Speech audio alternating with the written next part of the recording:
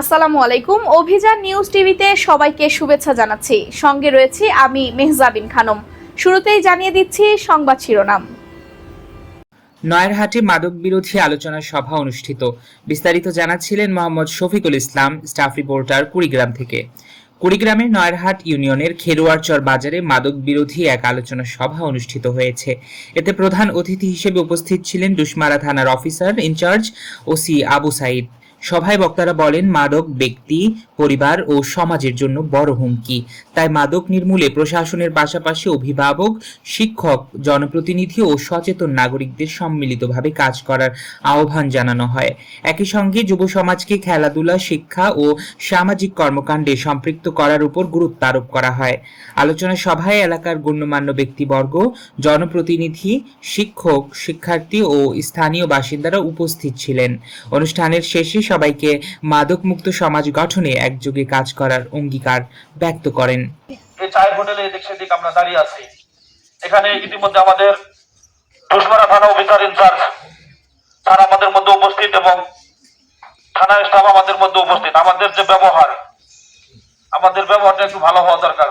Sir যাতে অন্য জায়গায় গিয়ে আমাদের আলোচনা করে, যেন ওই এলাকায় গিয়েছিলাম অনেক সুন্দর ব্যবহার, নাকি বলেন? এখানে সামান্য একটু সময়ের দরকার করা উচিত।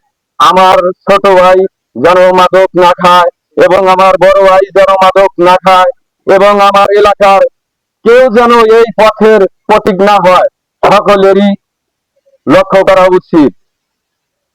তো সবাইকে আমি আমার পক্ষ থেকে বলতে চাই, সবাই সচেতন হন এবং সমাজকে তাই যখন বৈঠকের মাধ্যমে একজন প্রধান অতিথি এখানে আলোচনা করার জন্য আসছে, আমরা তারা উপস্থিত আছি এবং পরে তারা আসতেছি। সবাই কি বলে, কোন পথে চললে আমরা এই মাদক থেকে রক্ষা পাবো, সেই সঙ্গে আলোচনা হবে। আমরা ইনশাআল্লাহ মনোযোগ সহকারে শুনবো। আলোচনা করার জন্য সুবিধা অনুরোধ করি।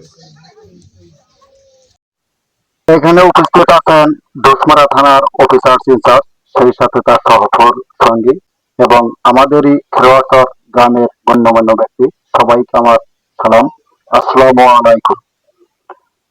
তবে একটা কথা হলো কি, মাদক জিনিসটা আসলে ভয়ঙ্কর এগুলো করতেছি, কারণ এগুলো মানুষের সমাজে চলতে গেলে অনেকেই বলে যে না এখনো মনে হয় খায়। মূলত আমি অনেকদিন থেকেই খাওয়া পাচ্ছি। তো সেই সাথে আরো যারা এর মধ্যে জড়ানো আছেন, আমি সবাইকে অনুরোধ করব, আপনারা মাদক থেকে অতি দ্রুত সরে যান, পুলিশকে কাজে লাগান। একটা লোক মাদক বিক্রি করতে, তাকে ধরে আটক করে ফেলেন। আপনার তো দায়িত্ব আছে, ধরে আটক করে ফেলেন, পুলিশকে সোপর্দ করেন, আইনের আওতায় নিয়ে আসবো তাকে। তাছাড়া আরো কিছু কাজ আছে, মাদক সেবক, মাদক বিক্রেতা থাকবে না। কিভাবে মাদক বিক্রেতার সাথে কোনো সম্পর্ক রাখা যাবে না। মাদক বিক্রেতা একটা দোকান করে, এই দোকান থেকে কোনো পণ্য কেনা যাবে না। মাদক বিক্রেতা আপনার কাছে গেলে কোনো জিনিস কিনতে গেলে আপনি তাকে বিক্রি করবেন না। মাদক বিক্রেতা যে আপনার বাড়িতে যায় আত্মীয়তা করার জন্য, আপনি যাবেন না। তার মেয়েকে আপনার ছেলেকে দিয়ে বিয়ে করাবেন না, তার ছেলেকে আপনাকে মেয়ে বিয়ে করাবেন না। এই মাদক ব্যবসায়ীকে যদি আপনি এক ঘরে, এটা হবে সমাজের প্রতি আপনি উদাসীন, নিজের প্রতি আপনি উদাসীন। এই কাজটা করা যাবে না। সমাজের প্রতি আপনার দায়িত্ব আছে, এই দায়িত্বটুকুর জন্য সমাজের প্রতি দায়িত্ব আছে, এটা আল্লাহকে জবাবদিহিতা করতে হবে। তুমি যে সমাজে বসবাস করছো, তোমার মেয়েটাই শুধু ভালো ছিল, পাশের বাড়ির যে মেয়েটা ওটা খারাপ হয়ে গেল কিভাবে? তুমি কি তাকে কোনোদিন বলছো তোমার ছেলেটাই শুধু ভালো করছো, পাশের বাড়ির একটা ছেলে মাদক সেবনে সম্পৃক্ত হয়ে গেছে, তুমি কি তার গার্ডিয়ানকে কখনো বলছো? ছেলেটাকে ডেকে কখনো কি ধমক দিছো? এটার জন্য জবাব দিতে আছে কাল কি আমার তোমাদের, বুঝে যায়। আল্লাহ হিসাব কিন্তু অন্যরকম। আপনারা জানেন, সারা বাংলাদেশে মাদকের বিরুদ্ধে যেভাবে সাধারণ মানুষ থেকে শুরু করে সরকার পর্যন্ত যেভাবে রাস্তায় নেমেছে, সারা বাংলাদেশের ন্যায় চিলমারিতেও আপনারা দেখেছেন মাদক ব্যবসায়ী এবং মাদক কারবারিদের বাড়িঘর ভেঙে দিচ্ছে, তারপর পুলিশের হাতে সোপর্দ করছে।